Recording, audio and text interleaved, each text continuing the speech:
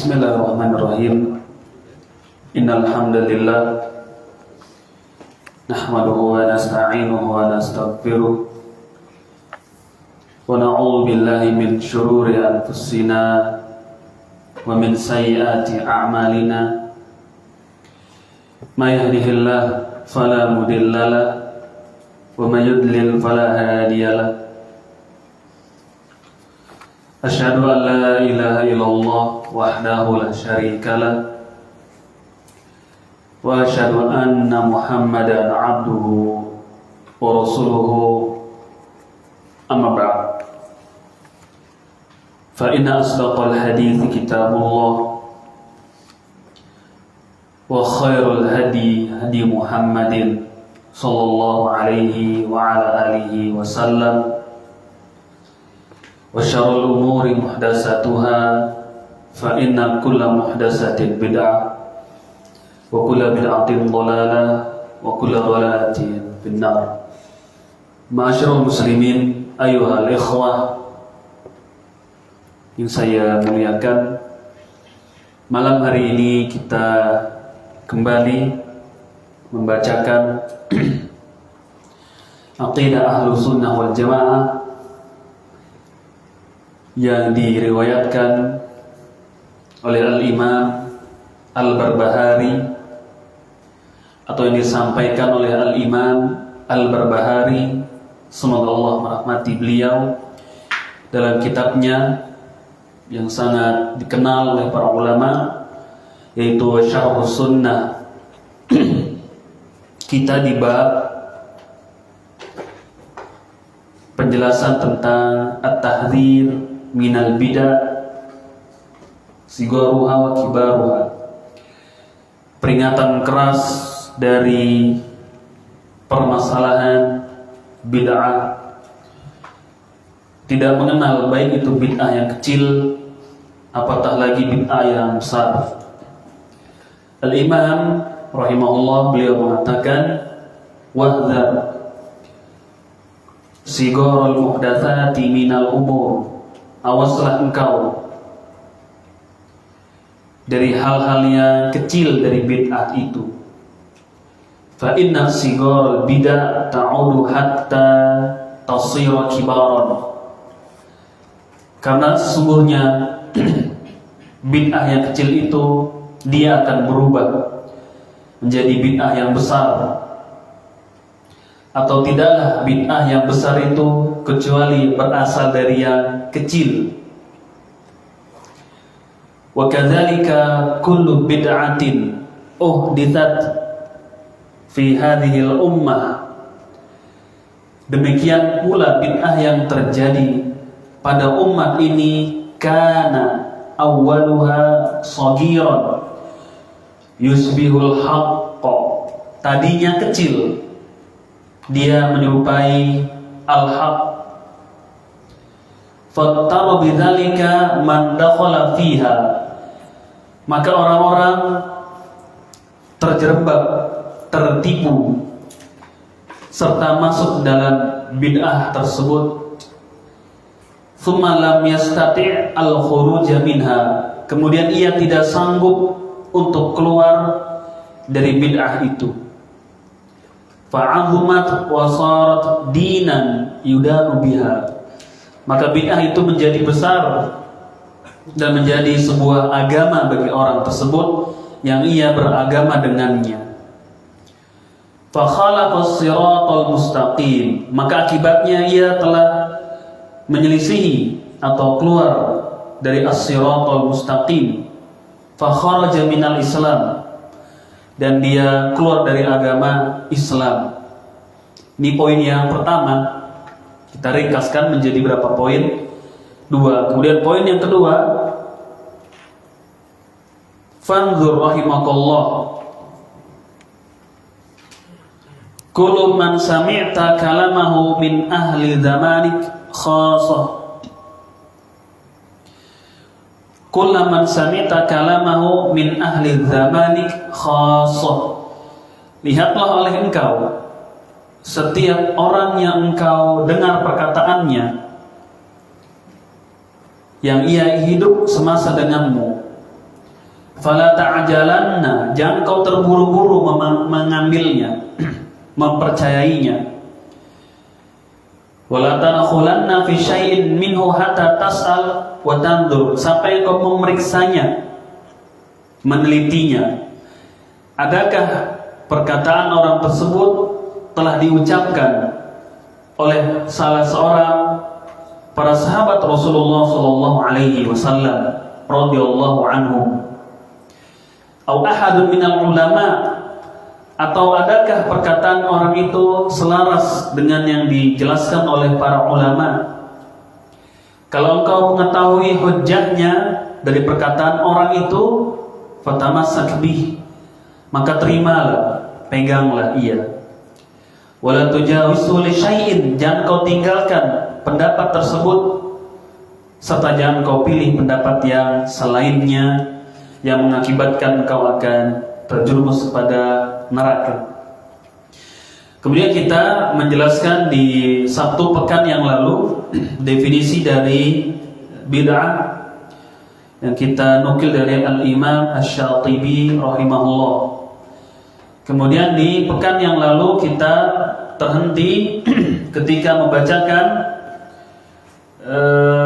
karakteristik atau ciri, sinyal bahwasanya perbuatan tersebut adalah bid'ah dari kalam Syekh Muhammad Nasiruddin Al-Albani rahimahullah dalam kitab beliau Ahkamul Janaiz. Syekh Muhammad Nasiruddin Al-Albani rahimahullah, beliau menerangkan dalam kitabnya Ahkamul Janaiz, hukum-hukum yang berkaitan dengan jenazah dan bid'ah-bid'ahnya. Disebutkan di dalam satu poin di antara poin-poin kitab itu, yaitu tentang bid'ah yang dimaksudkan oleh syariat, atau kapan sesuatu itu bisa dikatakan sebagai bid'ah, bisa dinilai sebagai bid'ah. Yang pertama beliau mengatakan, menjelaskan kullu ma'aradu sunnah minal aqwal awil af'al awil aqaid walau kanat an ijtihadin. Segala sesuatu yang menyelisihi as-sunnah, segala sesuatu yang menyelisihi as-sunnah, bisa ucapan, bisa perbuatan, dan bisa juga keyakinan, akidah. Jadi segala sesuatu yang menyelisihi as-sunnah, baik berupa ucapan, perbuatan, dan akidah, walaupun ia bersumber dari ijtihad, maka itu disebut sebagai bid'ah. Adapun orang yang berijtihad, kalau ia memenuhi persyaratan ijtihad, maka mendapatkan satu ganjaran karena dia sudah bersungguh-sungguh berusaha. Adapun kesalahan dari ijtihadnya tersebut tidak boleh bagi kaum muslimin untuk mengikutinya. Tidak boleh bagi seseorang untuk mengikuti ijtihad yang keliru. Kemudian yang kedua, kullu amrin yataqarrabu ila Allah bi wa qad naha anhu Rasulullah sallallahu alaihi wasallam. Dan yang kedua, sesuatu dikatakan bid'ah adalah segala sesuatu yang digunakan, yang dikerjakan, yang dilaksanakan untuk mendekatkan diri kepada Allah, akan tetapi Rasulullah SAW telah melarangnya, maka jadilah ia bid'ah. Seperti puasa sepanjang masa, seperti puasa sepanjang masa.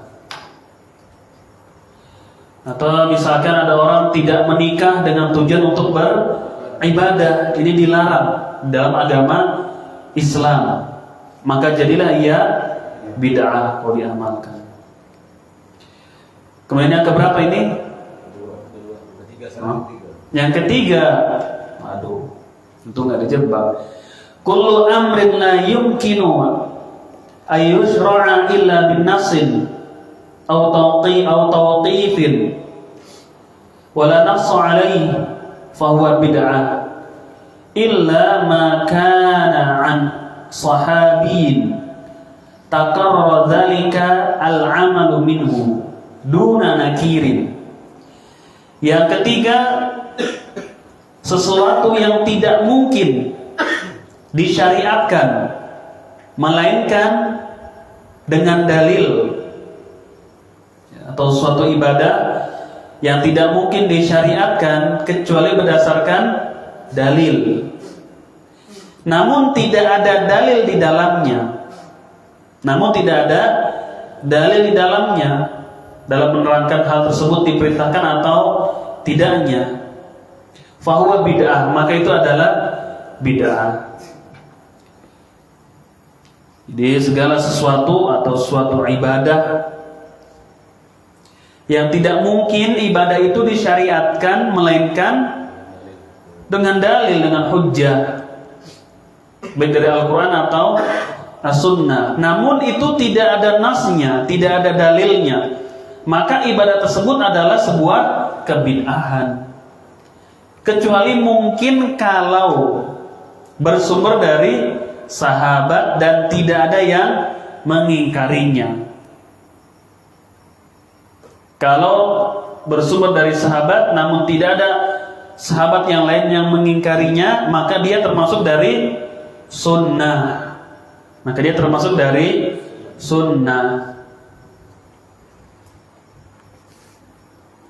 Paham ini? Ini yang keberapa? Yang ketiga, suatu ibadah yang tidak mungkin disyariatkan melainkan dengan jalan dalil dari Quran dan dari Sunnah. Namun tidak ada dalil dalam ibadah tersebut yang menjelaskan boleh atau tidaknya, maka itu adalah bid'ah, kecuali bersumber dari sahabat dan berulang terus diamalkan, tidak ada yang mengingkarinya, maka dia bisa jadi sunnah.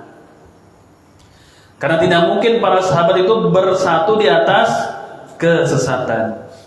La tajtami'u ummati 'ala dhalalah. Tidak mungkin, kata Rasul, umatku itu bersatu di atas kesesatan. Ya, tidak mungkin umatku itu bersatu di atas kesesatan. Ya, para sahabat dan para ulamanya, mereka tidak mungkin bersatu di atas kesesatan. Maka kalau ada amalan yang diamalkan oleh para sahabat namun tidak diingkari oleh yang lainnya, maka itu bisa jadi sunnah. Boleh kita untuk mengamalkannya.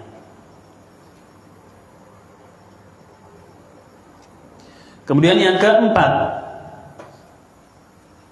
ma'ulsiqa bil ibadati min adatil kuffar.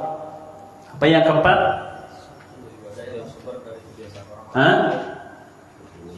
Suatu ibadah yang bersumber dari adat istiadat orang-orang kafir.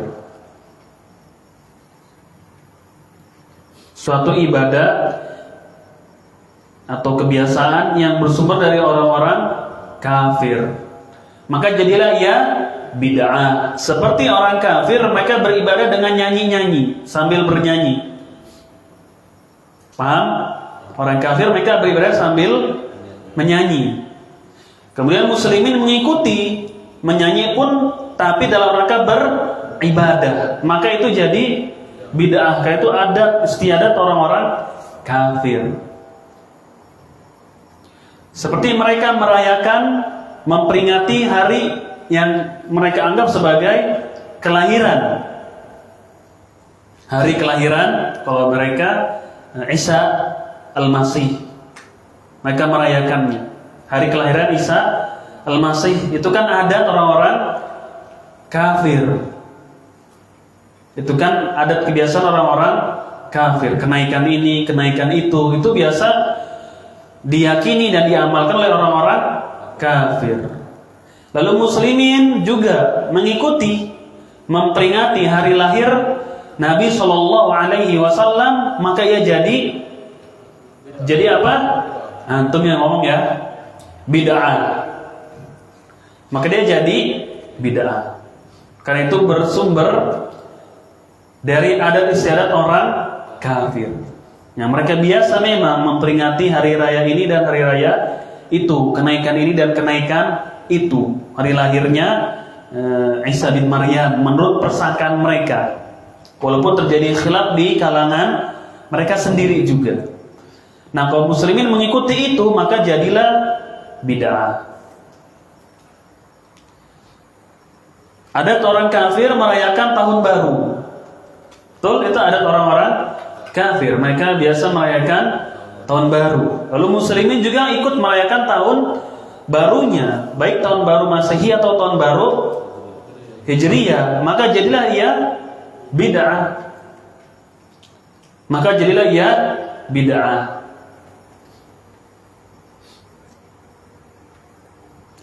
Ucapan selamat hari raya Natal itu biasa diucapkan oleh siapa?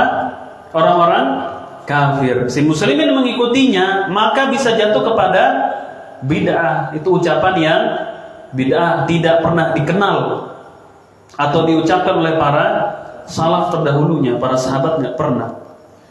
Bahkan konsekuensi dari ucapan tersebut bisa membawa kepada kekufuran. Ya, karena mengucapkan selamat atas kelahiran anak dari Tuhan menurut persangkaan orang-orang kafir, maka bisa berkonsekuensi kepada kekufuran walaupun tidak langsung kafir. Paham?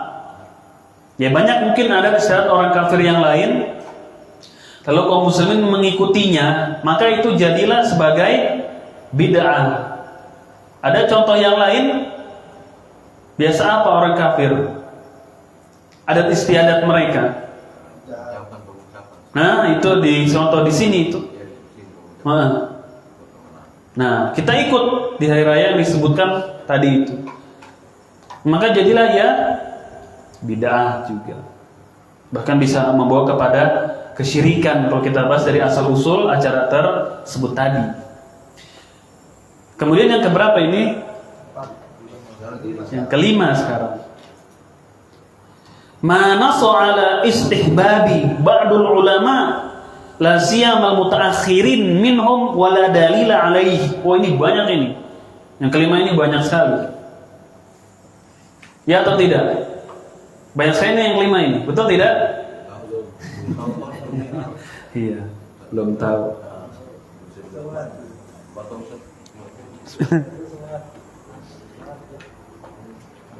Yang kelima, setiap ibadah kelima, mana soal istihbabi yang disebutkan oleh sebagian ulama, yang disebutkan sini maksud dari amalan ya, yang disebutkan dari sebuah amalan ya, amal ibadah, yang disebutkan dari sebuah amalan oleh sebagian ulama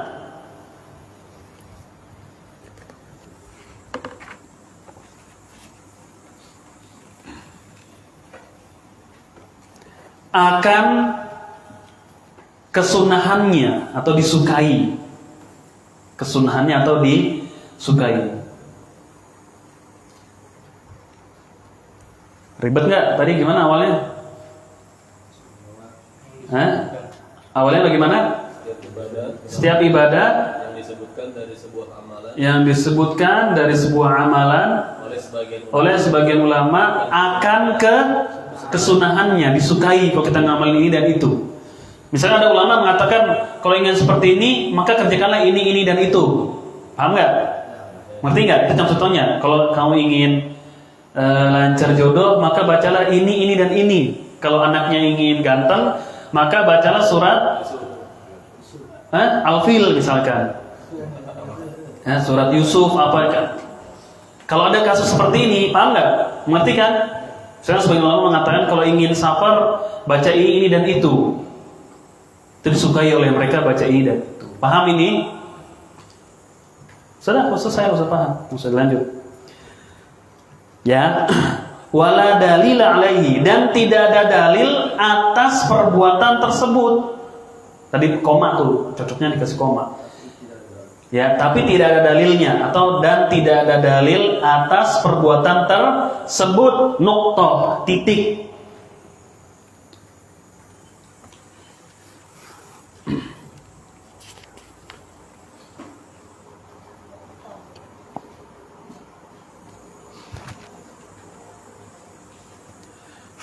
Paham?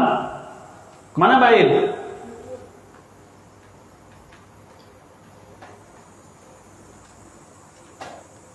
Ini yang kelima ya. Manassa ala istihbabi ba'dul ulama siyamal mutaakhirin minhum wala dalil alaih. Sebuah amalan yang disebutkan oleh sebagian para ulama akan kesunahannya namun tidak memiliki dalil. Kemudian Asy-Syaikh Ali bin Hasan rahimahullah, beliau memberikan contoh di sini. Qultu wal amthilatu alai katsiratun wa firatun lil asaf. Antum dengerin aja ya. Kata Syekh Ali Hasan, beliau mengatakan dalam kitabnya Ilmu Usul Bid'ah, dan contoh di poin yang kelima ini sangat banyak sekali. Dan contoh di poin yang kelima ini kata beliau sangat banyak sekali, amat disayangkan kata beliau, lil asaf, sangat disayangkan. Min dzalika ma naqalahu an-Nawawi rahimahullah fil adhkar. Contoh dari poin yang kelima ini adalah sebagaimana disebutkan oleh Al-Imam An-Nawawi rahimahullah dalam kitab beliau Al-Adhkar. Kitab Al-Adhkar adalah berisi tentang zikir-zikir. Ya, berisi tentang zikir-zikir. Namanya Al-Adhkar, zikir-zikir. Dari kitab ini telah ditahqiq, telah diperiksa, diteliti. Dikasih tahu nanti hadisnya lemah, palsu, dhaif oleh Syekh Salim bin Aid Al-Hilali hafizahullah. Nama kitabnya Al-Adhkar. Nah, ini santri-santri tahu ini. Kalau nggak tahu bukan santri berarti. Ya, kalian mah belum, masih baru. An Abil Hasan Al-Qazwaini annahu qala. Al-Imam An-Nawawi rahimahullah dalam kitabnya Al-Adhkar menukil dari seorang ulama bernama Abul Hasan Al-Qazwaini. Bahwasanya dia berkata, Abul Hasan ini berkata, yustahabbu ayyaqra'a al-musafiru surata li'ila fi Quraisy li'annahu aman min kulli su'in. Ya, Al-Imam An-Nawawi dalam kitabnya Al-Adhkar menukil dari seorang ulama yang bernama Abil Hasan Al-Qazwaini. Dia berkata, disukai itu, disukai yustahabbu, disukai bagi seorang musafir. Tahu musafir? Hah? Orang yang ingin mengadakan perjalanan atau orang yang sedang mengadakan perjalanan. Disukai bagi seorang musafir untuk membaca surat Quraisy, li'ila fi Quraisy, dan seterusnya. Itu kan surat bercerita tentang kebiasaan orang-orang Quraisy berdagang, bersafar, mencari kehidupan di musim panas dengan di musim dingin. Kalau antum nanti lihat nih, sekarang ngabisin waktu, lihat itu kandungan surat itu, dia menceritakan bagaimana orang-orang Quraisy mereka biasa mengadakan perjalanan ke Syam untuk berdagang. Ya, di musim panas atau di musim dingin, syita wasaif. Paham? Maka disukai juga bagi orang yang akan mengadakan perjalanan atau musafir membaca surat Quraisy li'annahu aman. Apa alasannya? Karena itu membawa keamanan dari segala macam mara bahaya. Karena dengan membaca surat itu akan menjadi aman di dalam perjalanan. Kemudian Al-Imam An-Nawawi pun menyetujuinya. Sekarang kalau ada orang safar baca surat Quraisy, menurut kaidah yang nomor 5 ini bid'ah tidak? Bid'ah tidak? Bid'ah. Walaupun disukai oleh sebagian ulama tapi tidak memiliki dalil. Ajib nggak ini? Mahal nggak ini? Mahal loh ini. Yang nggak hadir nggak dapat dia. Rekaman tapi dihapus sudah. Biar nggak pada dapat sekalian. Itu lihat ini poin yang kelima. Berarti kalau ada orang safar membaca surat Quraisy, bid'ah atau tidak jadinya? Bid'ah. Kenapa? Karena tidak ada dalilnya, walaupun disukai oleh siapa? Sebagian ulama misalkan. Rahimahullah. Paham? Apalagi kalau diyakini, apalagi kalau disandarkan sunnah, ini lebih berbahaya. Seperti sebagian masyarakat sering ini ditanyakan, sampai baru-baru mungkin belum lama juga ada yang tanya tentang urutan motong kuku. Ada urutan motong kuku di hari Ahad, dari apa? Jumat. Kan ada tuh sebagian nanya gunting kuku itu ada urutannya. Dari mana dulu gitu? Yang mana dulu, dari kanan dulu kah? Kelingking, kemudian jempol kaki, apa gitulah pokoknya. Pokoknya ada itu. Mungkin kita pernah lihat di poster-poster di mana itu ada. Nah, itu menurut kaidah nomor kelima, bid'ah atau tidak? Bid'ah atau tidak? Bid'ah, tidak ada dalilnya itu. Dari mana saja potong terserah. Yang penting potong kukunya sendiri. Jangan kuku temannya.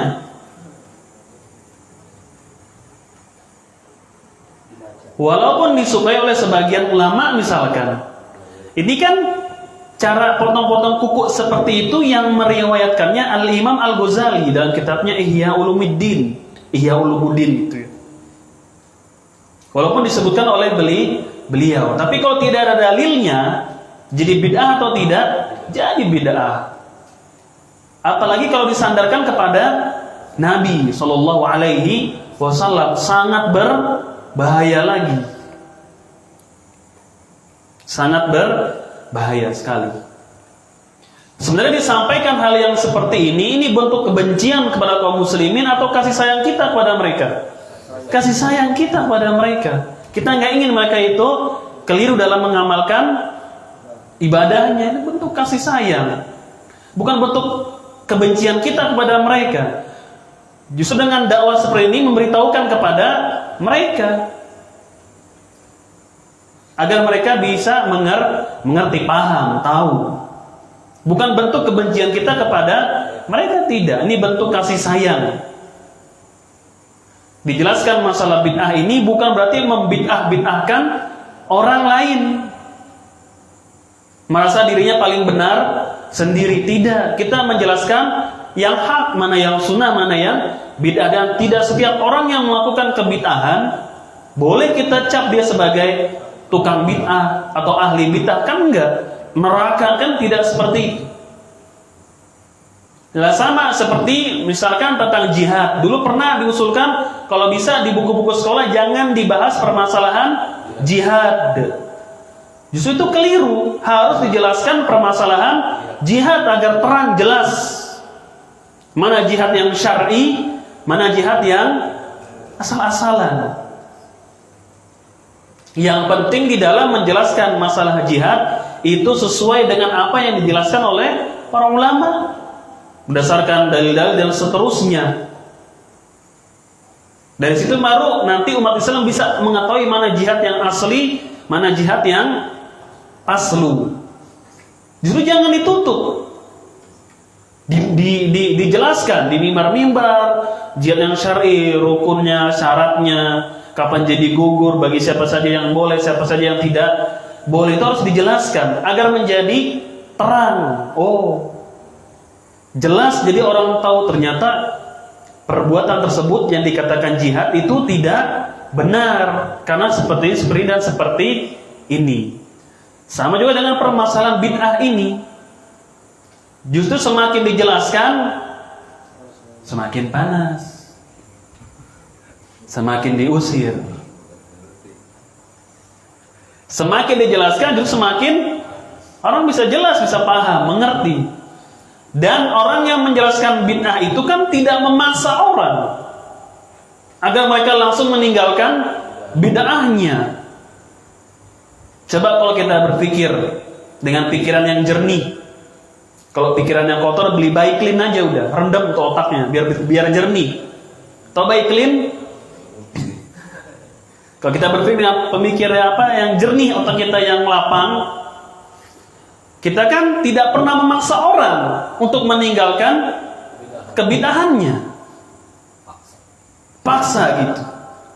Atau kita dakwah salaf ini nggak pernah nutup pondok pesantren orang agar mereka meninggalkan kebid'ahannya.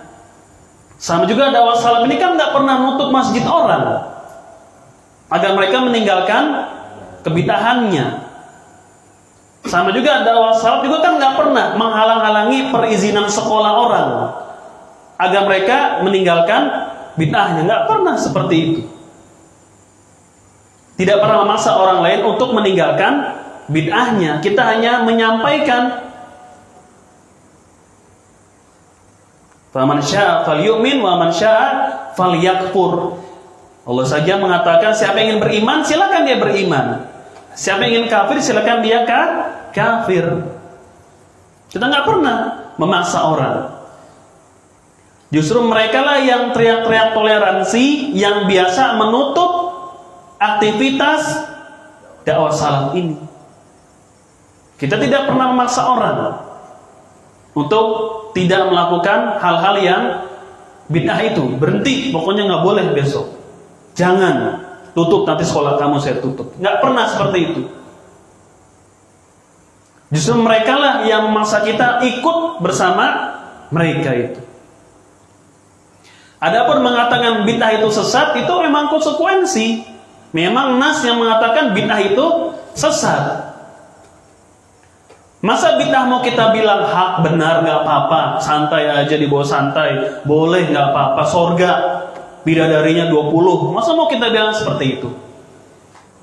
Kita amalan dinilai sebagai bid'ah ya kita katakan sebagai bid'ah sudah.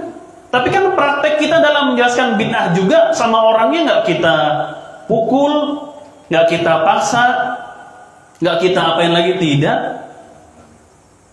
Itu tapi ada sebagian praktek para ulama salaf mereka mentahdzir ahlul bid'ah, tidak memberikan salam dan seterusnya. Kepada siapa itu memang?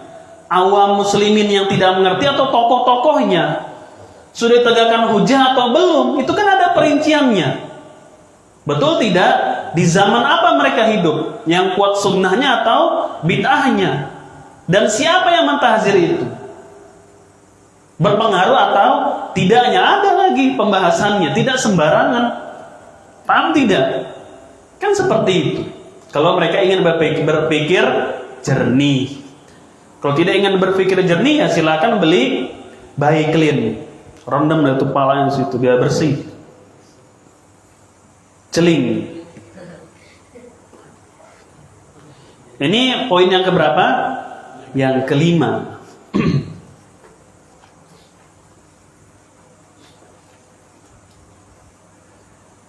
Itu dicontohkan di dalam kitab Al-Adhkar, zikir-zikir, sudah diterjemahkan itu karangan Al-Imam An-Nawawi. Termasuk zikir-zikir di dalam berwudu masing-masing anggota itu ada doa-doanya, ada zikir-zikirnya. Itu juga Imam Nawawi disebutkan di situ di kitab itu. Jadi kalau kalau membasuh tangan ada zikirnya. Kemudian kalau membasuh wajah nanti ada zikirnya, nanti membasuh kaki ada zikirnya. Itu juga disebutkan oleh Al-Imam An-Nawawi juga dalam kitabnya Al-Adhkar. Dan dijelaskan nanti derajat hadisnya oleh peneliti kitab itu, di antara Syekh Salim hafizahullah. Kemudian Syekh Albani rahimahullah di dalam kitabnya yang lain Silsilah Ad-Dhaifah mengkomentari Al-Imam An-Nawawi. Syekh Albani beliau mengatakan, mendengarkan saja, wa hadza tasyri'un fid din duna ayyi dalilin illa mujarrad da'wa. Kata Syekh Albani rahimahullah, hal ini yaitu membaca surat Quraisy bagi orang yang sedang mengadakan perjalanan atau orang yang akan mengadakan perjalanan safar. Perbuatan ini Tasyri'un fid din merupakan pensyariatan di dalam agama. Merupakan pensyariatan di dalam agama. Tahu pensyariatan? Membolehkan atau menetapkan. Harus baca surat Quraisy atau diperbolehkan baca surat Quraisy. Hal yang seperti ini, kelakuan seperti itu merupakan pensyariatan di dalam beragama. Ya sama seperti 1 bulan 3 hari, 1 tahun 40 hari, seumur hidup 4 bulan. Itu sama pensyariatan di dalam beragama. Jamaah tabligh udah pada mikir susah benar. Wa hadza tasyri'un fid din duna ayyi dalilin illa mujarrad da'wah. Ini merupakan pensyariatan di dalam beragama tanpa dilandasi oleh dalil, kecuali hanya praduga atau hanya sebagai ya praduga atau dakwahan aja sudah itu. Klaim-klaim saja. Klaim saya itu seperti itu. Famin aina lahu anna dzalika aman min kulli su. Dari mana membaca surat Quraisy itu bisa menjaga keamanan seseorang yang sedang melakukan safar? Dari mana itu dalilnya? Bahwasanya orang baca surat Quraisy ketika safar bisa aman. Dari mana hujahnya? Bersumber dari mana keyakinan seperti itu? Tanda tanya tidak itu? Tanda tanya. Siapa yang menjawab? Mereka yang mengamalkan. Bukan kita yang mencari-cari jawaban. Ya, mereka yang mencari jawaban. Itu pertanyaan kita kepada mereka yang mengamalkan.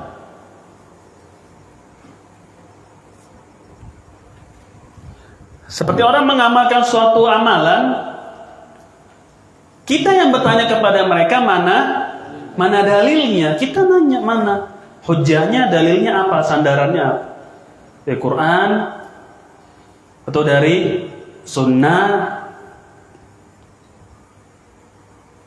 Bukan mereka yang bertanya kepada kita mana larangannya. Paham nggak? Bukan mereka nanya kepada kita mana larangannya, perbuatan ini dilarang. Misalnya ada orang zikir 1000 kali setiap malam Jumat pukul 1:01 di atas pohon pas waktu hujan. Dia cari masa-masa itu 1000 kali di malam Jumat pukul 1:01 di atas pohon pas hujan. Kan biasa mereka aneh-aneh aja. Ada lagi suruh nyari tikus betina, kan orang bingung. Itu ada saat-saat dari mereka ibarat tikus betina dan lain-lain. Yang kita tanyakan mana dalilnya mana? Bukan dia yang nanya ke kita mana larangannya. Ada tidak dalil yang melarangnya perbuatan seperti ini? Kembali. Justru yang bertanya adalah kita, karena kamu mengamalkan sesuatu. Mana dalilnya mana? Bukan dia nanya ke kita mana dalil larangannya. Kalau dalil larangan secara umum ada, yaitu larangan kita untuk melakukan bid'ah ada. Ngerti? Tapi dalil larangan secara khusus tidak boleh malam Jumat berselawat zikir 1000 kali di atas pohon hujan itu nggak ada. Namun syariat mengharamkan kita melakukan bid'ah. Itu larangannya itu. Itu dalil larangannya. Secara umum bid'ah itu terlarang. Lu mau zikir di atas pohon 1000 kali ke, di atas mobil 1000 kali ke, di tengah malam ke, siang, pagi, sore, di dalam tanah, dilarang. Tapi kalau yang dia inginkan dalil secara khusus, pernah nggak Nabi bersabda jangan kamu zikir di malam Jumat 1000 kali di atas pohon jam 1:01 pas lagi hujan? Ya nggak ada yang kayak begitu mah. Tidak akan ketemu. Yang ada syariat melarang melakukan bid'ah, dilarang sudah nggak boleh. Mana dalilnya? Larangan berbuat bid'ah. Man amila amalan laisa ali amruna fahuwa raddun. Man ahdatsa fi amrina hadza ma laisa minhu fahuwa raddun. Iyyakum wa muhdatsatil umur. Awaslah kalian, kata Rasul, dari perkara-perkara yang Baru itu kan dalil-dalil larangan berbuat bid'ah. Nah sekarang saya mau tanya sama kamu, mana dalil kamu melakukan hal tersebut? Sebagian ada yang saking puyengnya gitu, pusing ngelawan ahlu sunnah ini, hujah-hujah dakwah salaf ini, sedikit-sedikit dalil, sedikit-sedikit dalil, sedikit-sedikit dalil. Subhanallah, ini kan agama. Agama ini kan milik siapa? Agama itu punya Allah, bukan kamu yang mensyariatkan. Allah yang mensyariatkan kok, bukan kamu. Ini kan agama punya Allah, bukan punya dia. Bukan punya dia. Ya harus bersumber dari siapa? Dari Allah. Makanya kita bertanya dalilnya. Ini apa yang salafi? Sedikit-sedikit dalil, sedikit-sedikit dalil. Hadis andalannya man amila amalan, ya Allah ya Rabbi. Itu Rasulullah SAW yang bersabda itu loh. Boleh siapa aja yang menggunakannya, kaum muslimin boleh mengimani, wajib mengimaninya. Bukan dalil orang-orang sawah, orang-orang salafi wahabi kata mereka. Sampai mereka mengatakan kalau ada ayat-ayat tauhid mereka mengatakan itu adalah ayat-ayat wahabi. Ayat-ayat yang berisi tauhid itu mereka katakan ini ayat-ayat wahabi. La ilaha illallah. Saking apa itu? Puyengnya udah susah. Pusing udah gua dah.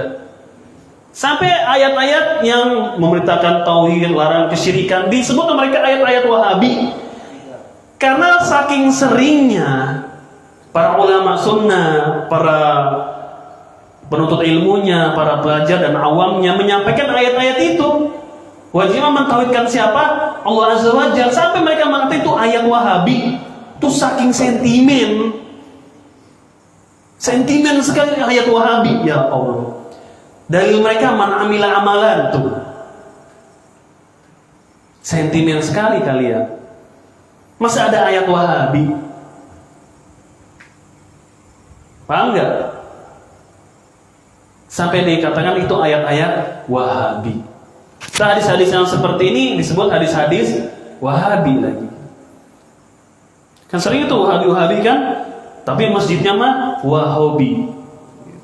Mushafnya wahabi. Ambil. Kalau masjidnya ini bantuan dari Saudi, bukan wahabinya udah lupa tuh. Wahabi. Terima, silakan bangun di sini. Mushafnya diambil nggak? Diambil wahabi. Bukan wahabi ya. Wahabi. Hobi ambil. Bantuannya turun apa? Bukan wahabinya, lupa tuh. Apa yang mereka ingat? Wahabi. Wah suka. Wahabi, hobi ini masjidnya ambil mereka. Mushafnya apa? Ambil, terima itu. Lupa wahabinya udah. Wahabi lah pokoknya, wah suka. Kita suka yang begitu-begitu, gratis-gratis. Begitulah mereka sebagian. Toib, ini poin yang keberapa tuh? Yang ke-5.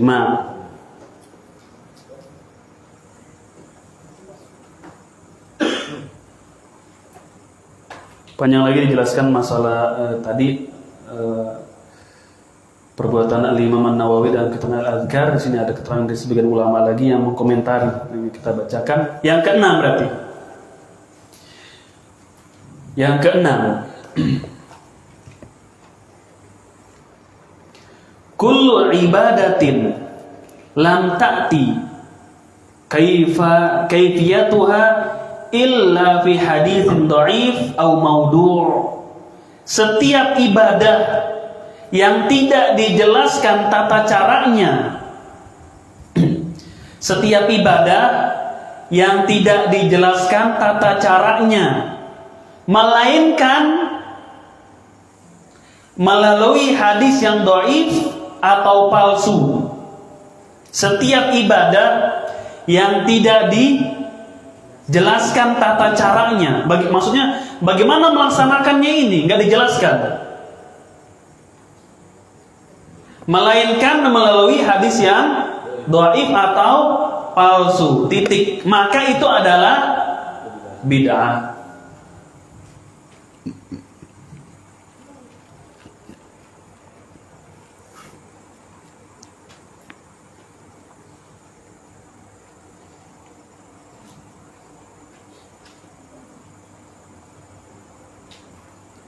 Bagaimana tadi yang keenam ini? Coba baca, Iqra satu orang. Siapa mau baca? Setiap ibadah yang tidak dijelaskan tata caranya, melainkan melalui hadis dhaif atau palsu, maka itu adalah bid'ah. Jadi tata cara ibadah ini dijelaskan oleh hadis yang dhaif, yang lemah atau yang palsu, maka itu adalah bid'ah.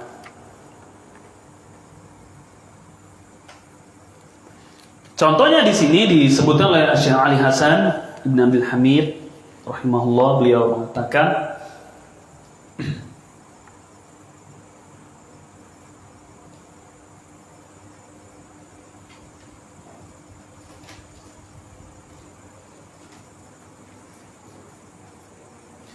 seperti contohnya beliau mengatakan sholat raghaib. Sholat raghaib adalah sholat di Jumat pertama di bulan. Sholat raghaib contohnya adalah sholat raghaib. Nanti antum cari itu PR. Sholat raghaib, nanti antum baca deh apa itu sholat raghaib, bagaimana hadis-hadisnya. Ya, bukannya di artikel-artikel yang benar ya, jangan artikel yang membenarkan.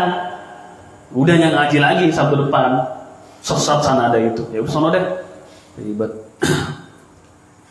Nanti antum cari artikel sholat raghaib. Contohnya di sini adalah sholat raghaib. Sholat raghaib. Mengenai sholat raghaib, ini menjadi tanda tanyakan di bulan apanya itu kan, yang nanti antum cari di rumah itu. Sholat raghaib itu kapan? Tata caranya seperti apa? Nanti antum cari itu di rumah. Ya, nanti di ringkasan tulis ya. Berarti di antara poinnya sholat raghaib adalah gini. Itu imamnya ini. Cari itu nanti sholat raghaib.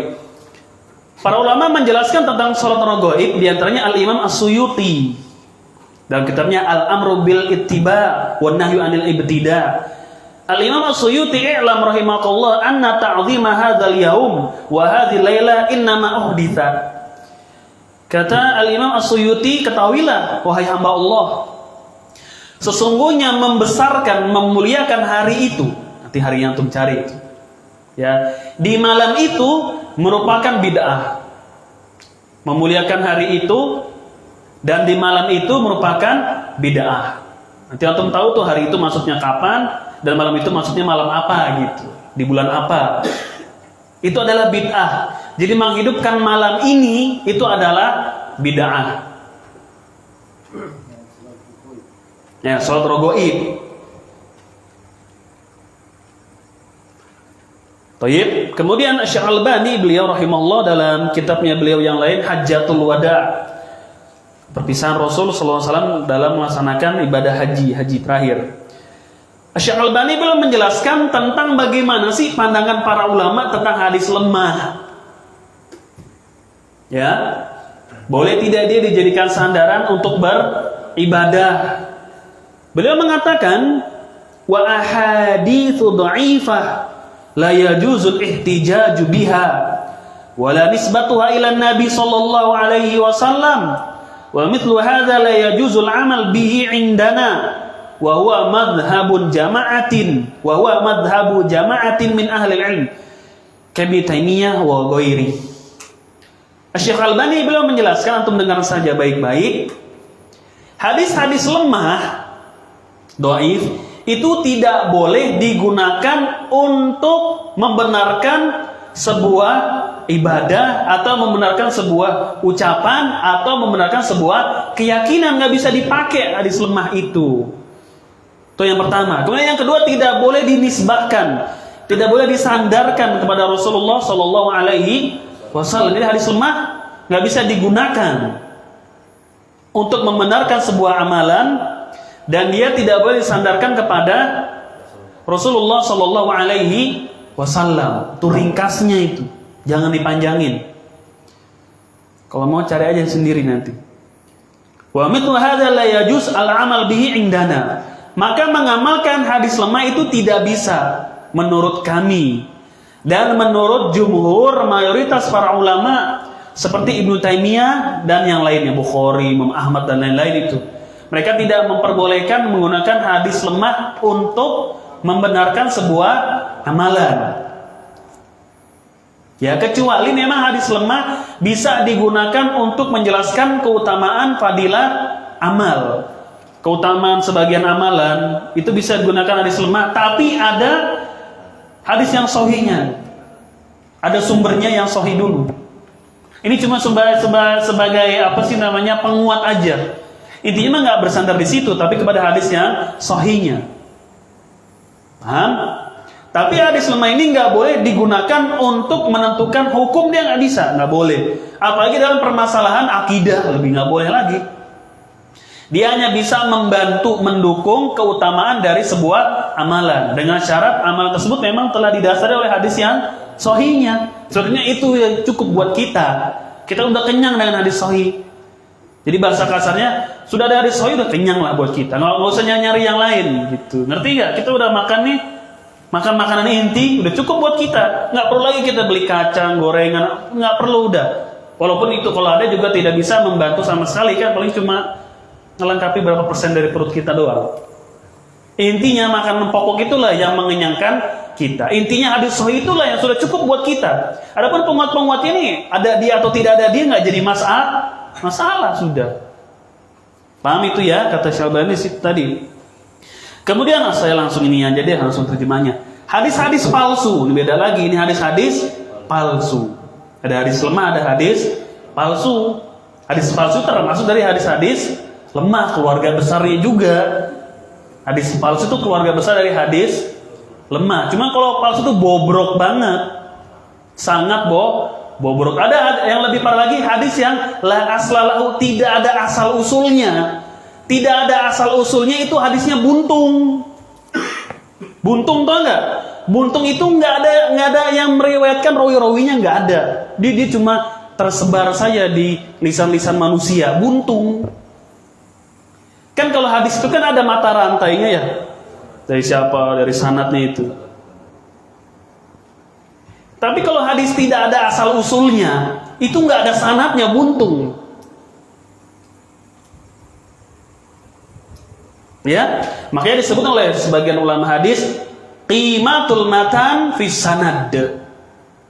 Qimatul matan fis sanad. Kemuliaan atau berharganya sebuah hadis itu kalau ada sanadnya. Karena dengan adanya sanadnya bisa diketahui derajatnya apa dia ini. Qimatul matan bis sanad. Harga dari sebuah matan redaksi hadis itu adalah dengan ada sanadnya, karena bisa diperiksa. Nah, kalau hadis yang tidak ada asal usulnya, itu dia buntung. Kalau bahasa saya itu buntung, nggak ada sanadnya sama sekali. Dia beredar begitu aja.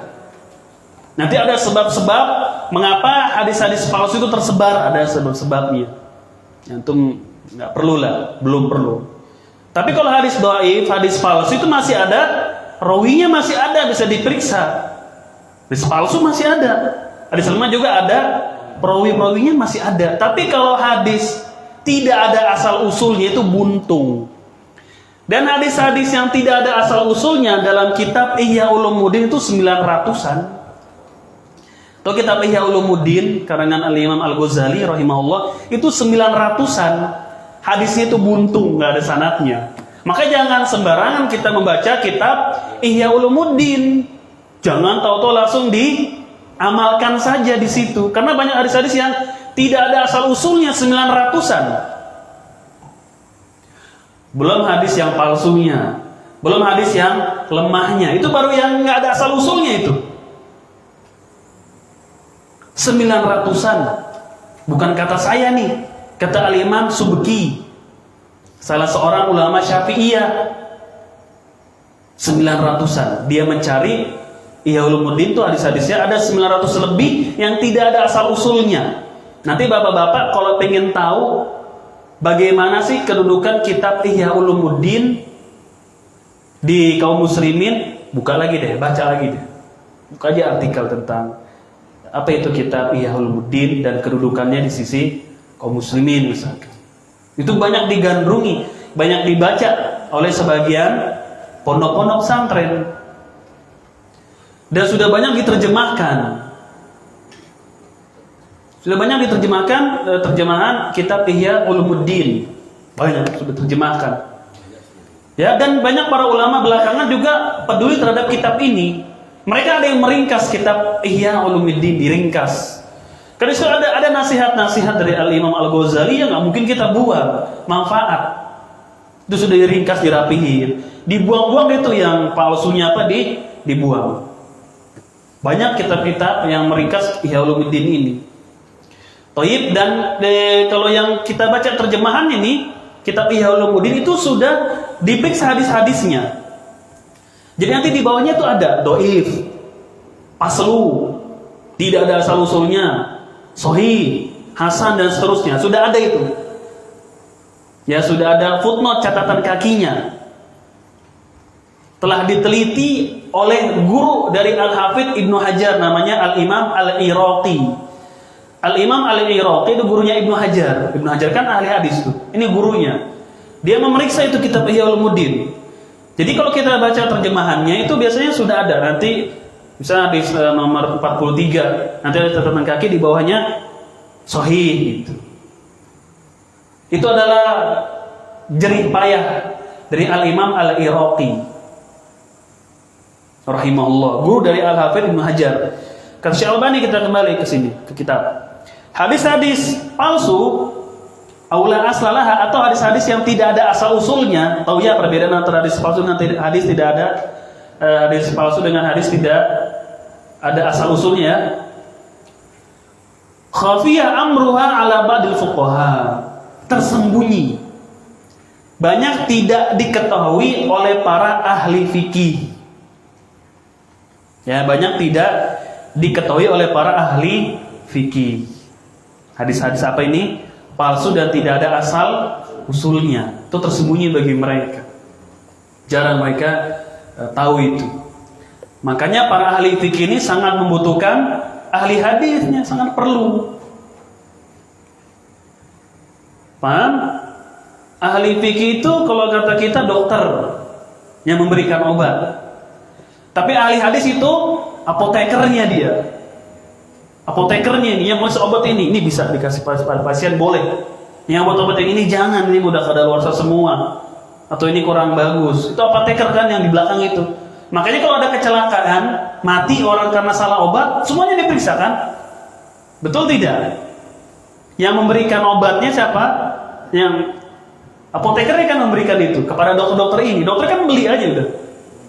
Ngasih resep apa gitu nanti. Nah, ahlul hadis itu seperti apotekernya. Dia yang memeriksa riwayat ini. Yang nanti ahli fikih pakai itu.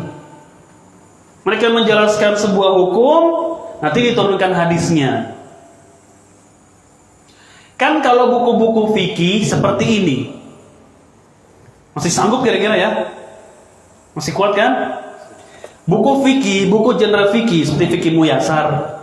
Itu buku fikih ada dua jenis. Ada jenis pertama dijelaskan dulu hukumnya, baru diturunkan hadisnya. Coba lihat buku fikih muyasar deh nanti di rumah. Itu hukumnya dulu.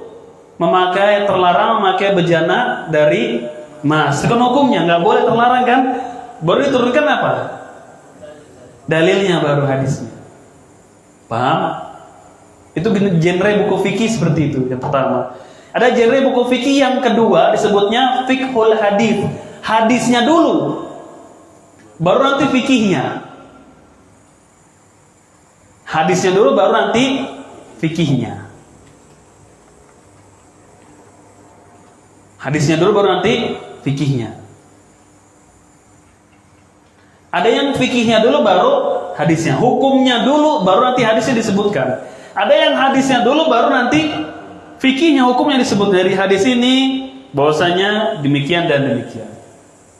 Kandungan hadis ini demikian, demikian dan demikian. Bahwasanya berdasarkan hadis ini hukum begini, demikian, demikian dan demikian. Nah, ahlul hadis itu seperti apotekernya lah. Adapun ahli fikih seperti dokter.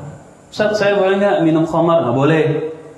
Ustaz, saya lagi sakit, boleh nggak tayamum? Sakit seperti apa dulu? Kemarin habis diputusin sama cewek. Boleh nggak saya tayamum? Boleh apa tidak itu? Nggak boleh dan haram. Syukur ini memang enak. Gitu. Boleh atau tidak? Nggak boleh. Ustaz, saya sakit, boleh nggak tayamum? Sakit seperti apa dulu? Saya demam, meriang, nggak kuat. Ustaz, kalau kena air saya nggak kuat. Nggak bisa saya. Ya boleh tayamum. Kamu meriang nggak? Tidak. Demam nggak? Tidak. Dia luka tapi luka ini kalau terkena air sembuhnya lama, tertunda sembuhnya menjadi agak lama. Oh, boleh nggak saya tayamum, Ustaz? Boleh tidak? Boleh. Kayak dokter kan begitu. Nanti obatnya apa nih? Kasih. Obatnya apa? Dikasih nih. Kamu minum ini, minum ini. Tapi yang meresepkan obat, yang meneliti obatnya layak atau tidak dan seterusnya siapa di belakang? Bagian siapa itu? Apoteker. Karena al-hadis seperti itu mereka. Besar kedudukan mereka. Karena yang memeriksa seluruh riwayat yang datang dari Rasul Sallallahu Alaihi Wasallam. Dari riwayat ini nanti akan keluar hukum-hukum dan seterusnya kan. Dari sumbernya dulu. Oleh karena kalau sumbernya lemah, palsu, bisa keluar hukum atau tidak? Gak bisa dipakai. Karena sumbernya saja sudah lemah, maka tidak bisa dipakai. Siapa yang meneliti itu bisa dipakai atau tidaknya? Ahli hadis mereka tuh. Ahli fikih nanti mereka membutuhkan siapa?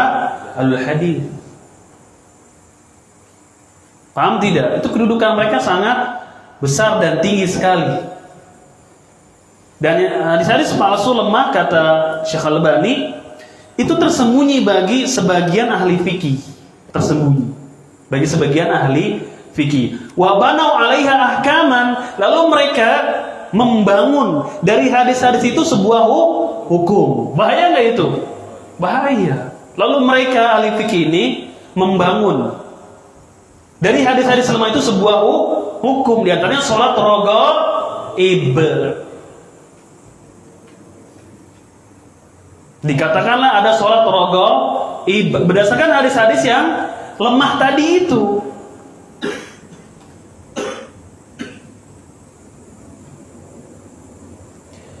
Hiya min samimil bida' wa mudasatil umur.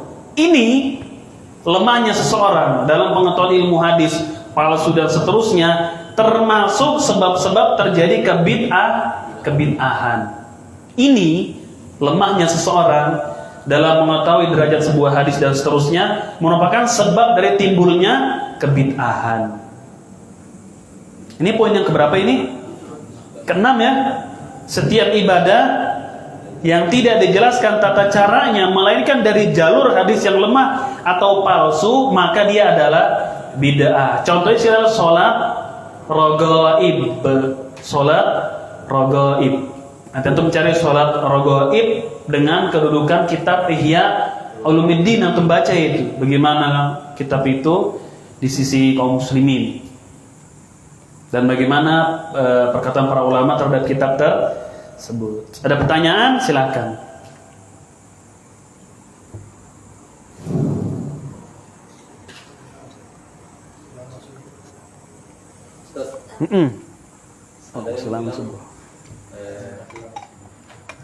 Siapa Syekh Albani kemudian bisa mengkritik Imam An-Nawawi gitu dalam kasus kitab kitab tadi tadi.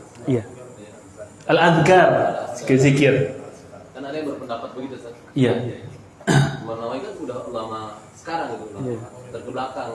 Kemudian beliau mengkritik kitabnya Imam An-Nawawi gitu.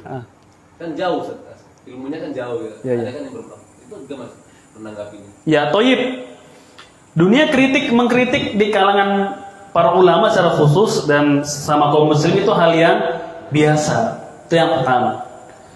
Kemudian di dalam akidah kita tidak pernah memaksumkan seorang pun juga kecuali Rasulullah Shallallahu Alaihi Wasallam. Makanya Al Imam Malik beliau mengatakan kullun yuraddu min qalihi wa yu'khadhu ila sahib hadzal qubur. Setiap orang itu bisa diterima dan bisa ditolak pendapatnya kecuali pemilik kubur ini. Sambil mengisyaratkan kepada kubur, Rasulullah SAW, karena Al-Imam Malik itu ngajar di Masjid Nabawi, nggak pernah keluar. Belajar di situ, ngajar di situ, nggak pernah keluar. Beliau mengatakan setiap orang itu, kata Al-Imam Malik, bisa diterima, bisa juga ditolak, kecuali pemilik kubur ini. Gitu. Dan inilah yang dipakai oleh para ulama kita. Yang ketiga, mengkritik ulama itu bukan atau tidak berkonsekuensi merendahkan mereka. Mengkritik ulama itu tidak berkonsekuensi merendahkan mereka selama kritikannya ilmiah dan penuh dengan adab. Syekh Al-Albani tidak membodoh-bodohi Imam Nawawi. Betul tidak? Kemudian ini kritik dari jurusannya, betul, jurusannya memang betul, nggak ada dalilnya dan seterusnya. Boleh atau tidak? Boleh, menjaga adab dan ilmiah. Lain kalau kritikannya itu bersumber dari hawa nafsu dan bukan di jalurnya. Dengan hawa nafsu seperti ngata-ngatain, mencela, dan bukan di jalurnya, dia bukan ahlinya. Seperti ada orang Indonesia mengkritik Sahih Bukhari. Siapa dia? Sudah meninggal orangnya. Mengkritik Sahih Bukhari. Lah dia siapa? Oke, dia ahli hadis misalkan. Kemudian kritikannya dilihat sesuai tidak dengan undang-undang ilmu hadis yang sudah diterapkan oleh para ulama, sesuai tidak? Jangan-jangan yang dianggap lemah padahal dia yang salah. Jangan-jangan dia mengkritik hadisnya dari jalur-jalur yang lain, bukan ahlinya. Maka yang seperti ini tidak digubris. Kan yang pertama kali berani mengkritik Sahih Bukhari siapa? Al-Imam Ad-Daruqutni. Imam Daruqutni ahli hadis, jelas. Dan kritikan itu nggak diterima langsung oleh para ulama, dilihat dulu di bagian mana dia mengkritik. Dia mengkritik dengan cara yang benar atau tidak. Kalau hadis berarti dari rawinya, lihat dia membicarakan rawinya atau tidak. Seperti itu. Dilihat kritikannya juga harus dilihat. Kok dengan hawa nafsu Bukhari, misalkan, apalah Bukhari, nggak bener, cuma ini, nah itu kan hawa nafsu. Kemudian kritikannya masalahnya dari jalur apa? Cuma mengatakan Bukhari karena nggak pernah makan nasi maka hadisnya palsu. Ya bukan begitu caranya. Kalau hadis harus berbicara masalah hadis. Itu yang kurang itu. Yang ketiga ya. Jadi dilihat dulu. Yang kritik ini siapa? Ahlinya atau bukan? Sekarang misalkan Syekh Al-Albani di sini mengkomentari perbuatan dari Al-Imam An-Nawawi ini hal seperti ini biasa. Dan tidak ada nada-nada dari beliau merendahkan Al-Imam An-Nawawi rahimahullah. Betul tidak? Dan apa yang disampaikan hak betul, memang nggak ada dalilnya, tidak ada hujahnya. Ya, dan kita tidak memasumkan seorang pun juga dari kalangan para ulama, nggak ada. Hatta sahabat keliru, sahabat keliru, ijtihadnya keliru, walaupun itu keluar dari Abu Bakar, dari Umar ibnul Khattab, keliru, salah. Makanya Al-Imam Ibnu Qayyim dalam kitabnya I'lamul Muwaqqi'in itu memberikan catatan atas sebagian ijtihadnya Umar ibnul Khattab yang keliru, disalahkan. Keliru Umar. Boleh tidak? Boleh. Selama itu ilmiah dan memiliki adab. Ijtihad dari sebagian sahabat kan ada yang keliru, tidak? Ada yang keliru. Sesama mereka saja terkadang saling mengkritik. Seperti Ali bin Abi Thalib membakar orang-orang gulu dari kalangan Syiah, dibakar. Diingkari tidak? Diingkari. Terjadi itu seperti itu? Biasa terjadi. Terjadi. Jadi nggak ada kalau ada ulama mengkritik ulama lain itu merendahkan mereka, menghina mereka, nggak ada seperti itu konsekuensinya. Selama kritikannya itu dengan ilmu, ilmiah dan tidak hawa nafsu, maka diperbolehkan, boleh, tidak mengapa. Walaupun datang dari orang belakangan, boleh atau tidak? Boleh. Tidak mengapa. Apalagi kalau ulama ini Imam Nawawi dikenal sebagai ulama sunnah, kita mendoakan kebaikan kepada mereka dan seterusnya. Lain kalau bersumber dari ahlul bid'ah, karena memang sudah prinsipnya usulnya yang sudah bid'ah, jelas yang seperti ini mah harus ditahzir, diperingatkan umat akan bahayanya. Karena memang prinsipnya itu tidak lagi mengagungkan Quran dan Sunnah, memang bukan itu prinsip mereka. Maka ini boleh untuk diperingatkan. Allahu a'lam. Jadi banyak orang-orang juga mengkritik Syekh Albani dan seterusnya. Ini mungkin di tempat-tempat yang lain bisa kita sampaikan. Ada bukunya Syekh Utsaimin Al-Khilaf Bainal Ulama wa Mauqifuna Minhu. Khilaf, terjadi persisihan di kalangan para ulama dan bagaimana sikap kita di dalam menghadapi persisihan tersebut. Ya tadi tidak ada dari ulama itu yang maksum kita yakini, enggak ada. Bisa benar bisa salah. Kalau dia itu ilmiah penuh dengan adab maka diperbolehkan. Allahu a'lam. Ada pertanyaan yang lain?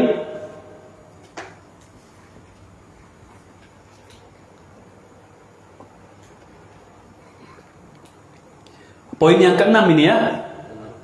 Nah, poin barangkali sampai di sini seperti biasa ya, nanti antum bikin ringkasannya dikumpulkan hari Senin malam. Kalau lewat sedikit nggak apa-apa lah. Ya. Boleh Senin jam 9 malam boleh, kalau lewat sedikit. Senin jam 10 boleh, 11 malam boleh. Lewat dikit nggak apa-apa. Atau hari Ahad lewat 1 hari malamnya boleh juga nggak apa-apa. Hah? Oh sama. Lewat sedikit nggak apa-apa lah. Ya, terlambat. Ya silakan bikin ringkasan. Di antara ringkasnya tadi bentuknya apa? Ada sholat rogoib. Sholat rogoib. Tapi ikhwan, sebelum kita tutup, insya Allah kita di bulan Ramadan ini pertama kalinya ya, buat saya pribadi, kita mengadakan kajian setiap hari Ahad pokoknya. Pukul 4 sampai menjelang buka puasa, kita di situ nanti bahas ada 2 sesi kajian, sesi pertama dan sesi kedua. Ya, sesi pertamanya bisa saya, bisa Ustadz Faisal, bisa Ustadz Faisal dulu atau nanti keduanya saya. Kemudian temanya ini diserahkan kepada mereka, kepada ustadznya. Ya, bisa tematik dan seterusnya. Setiap Ahad selama bulan Ramadan. Dari jam 4 kemudian menjelang maghrib selesai sholat jawab, kita buka bersama di sini. Kemudian sholat isya deh. Makannya itu habis sholat maghrib ya. Sholat maghrib dulu baru makan. Nanti baru sholat isya, dan sholat isya nanti kita taruhin. Tolong semuanya jangan yang pulang. Kalau pulang makanannya gue pinta lagi tuh. Sholat di sini. Ya, sholat di sini. Antum, masya Allah antum, masa kita nggak mau taruh yang sunnah? Kita punya, alhamdulillah punya tempat, walaupun nggak wajib sholat sini ya. Kita punya tempat. Cobalah kita rasakan bagaimana taruh yang sesuai sunnah. Coba seperti apa? Nggak berisik, nggak apa ini itu. Kita punya tempat di sini. Mari sama-sama kita ramaikan ini. Antum yang belum tahu ya jadi tahu gimana sih taruh itu yang sunnah itu seperti apa. Nggak ada, nggak ada. Jadi setiap hari Ahad ya nanti sholat tarawih bersama Ustaz Taufik Nurjatin. Insya Allah kita akan dengarkan sholat bersama beliau. Sudah 30 juz insya Allah. Tapi nggak panjang-panjang, nggak. Udah gue pesen jangan panjang-panjang. Ya, nggak juga 1 malam 1 juz, enggak. Jadi itu info dari saya setiap Ahad di bulan Ramadan. Bulan Ramadan kapan? Hah? Ramadan kapan? Tanggal 1 Ramadan. Di setiap hari Ahad dari ibadah asar jam 4 kita sini sama-sama buka bersama, ajak semuanya. Pala, apa, lurah, semua wali, semua ajak semua sholat sini. Ya, ajak istri antum, anak antum semua ajak, tetangga-tetangga apa aja sholat sini sama-sama. Insyaallah. Nanti kita pasang ini, pasang AC. Enggak, itu bercanda. Subhanaka Allahumma bihamdika asyhadu an la ilaha illa anta astaghfiruka wa atubu ilaik. Wassalamualaikum warahmatullahi wabarakatuh.